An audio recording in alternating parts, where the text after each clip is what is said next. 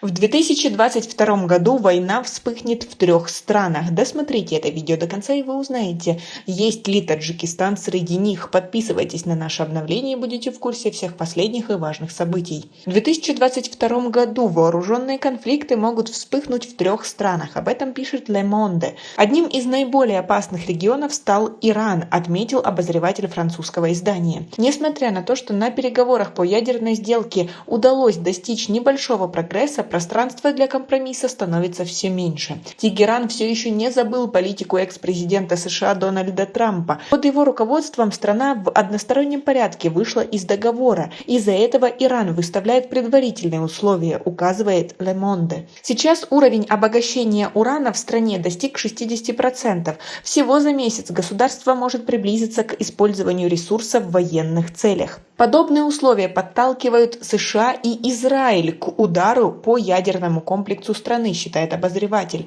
Ответ от Ирана последует незамедлительно, тогда в конфликт втянется весь Ближний Восток. А как вы относитесь к таким ужасным прогнозам? Свои ответы напишите нам, пожалуйста, в комментарии. Еще один регион, в котором в 2022 году может начаться война, это Тайвань. Le Monde подчеркивает, что Китай проводит маневры, которые Вашингтон воспринимает как сигнал возможного вторжения на остров. Ранее США обязались поставлять Тайваню средства для обороны, однако это не вынуждает их вмешиваться в ситуацию. К тому же американский лидер Джо Байден продолжает сохранять двусмысленную позицию относительно статуса острова. Третьей страной для военного конфликта может стать Украина. Обозреватель Le Monde указывает на неспокойную обстановку в стране, а также на противоречивые позиции Москвы и Вашингтона. Вашингтон примет решительные меры в случае вторжения России на территорию Украины, заявил Байден. Также несколько раз подчеркнул недопустимость начала ядерной войны, но отметил, в некоторых областях переговоров с Россией возможен прогресс.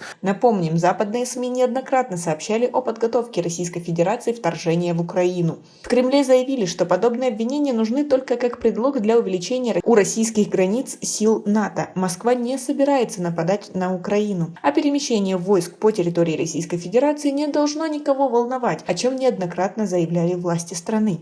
В свою очередь Владимир Путин заявил, Россия будет реагировать на размещение Западом наступательных вооружений у ее границ так же, как это сделал бы сам Вашингтон. Тем не менее, несмотря на то, что 3 главных эпицентра уже названы, обозреватели не оставляют без своего внимания Центральную Азию. Ведь они говорят, что очень хрупок тот мир, который сейчас там находится, и время от времени каждая страна Центральной Азии вспыхивает по очереди. А как вы относитесь к таким мыслям? Свои ответы напишите нам, пожалуйста, в комментарии. У нас пока на этом все. Оцените наше видео подпиской и лайком. До скорой встречи!